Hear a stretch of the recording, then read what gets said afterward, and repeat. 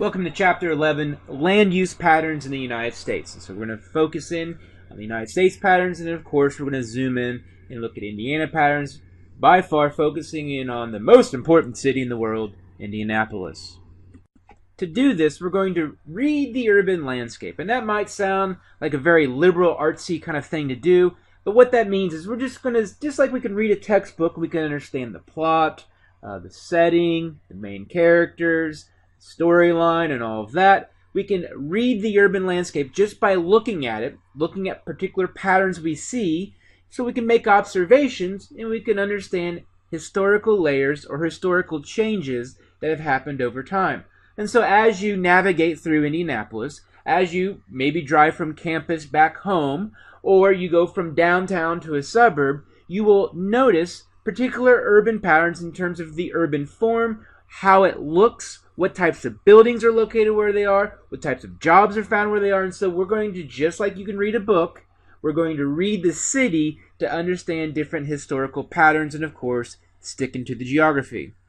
To do this, we're going to focus on different types of land use patterns that we refer to as models. So what is a model? So most of you will say probably someone who's in good shape, someone who eats well, and someone who's probably tall. Nope, that's not a model in this context. What we're going to view is just more kind of a way to understand the general patterns as far as what we see. For example, the solar system. You might see a model of it in a room, in a science room, in an elementary room, a model of it with all the planets there. What that is just a kind of a way to take the planets in outer space and kind of put them in an organized context to understand the general patterns of which are the big planets, what order they fall in, and all of that. And so we're going to look at urban land use models in the same way. We're going to see general patterns that we've identified over time, and these aren't going to be clear, perfect examples,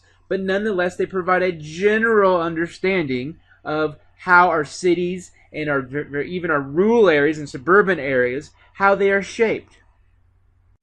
In other words, we're going to take the complex, abstract metropolitan area of all these different types of businesses, different types of residences, new areas, old areas, areas of industry, areas of railroads, areas of high-income people. We can understand that the cities, it's chaos.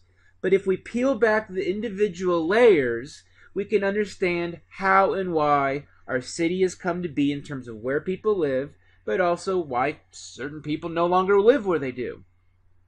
And so what we do now is we can peel back the individual layers, and so all of them overlap on top of each other to give that previous image I just showed that was complex, chaos, made no sense. But if we can understand historical layers, these individual models that try to understand general patterns of residences and workplaces and jobs, we can understand that these different layers change and evolve over time to a pattern now where it's much more dispersed. And so we have to understand these changes and how they all relate to each other to understand urban land use patterns in Indianapolis.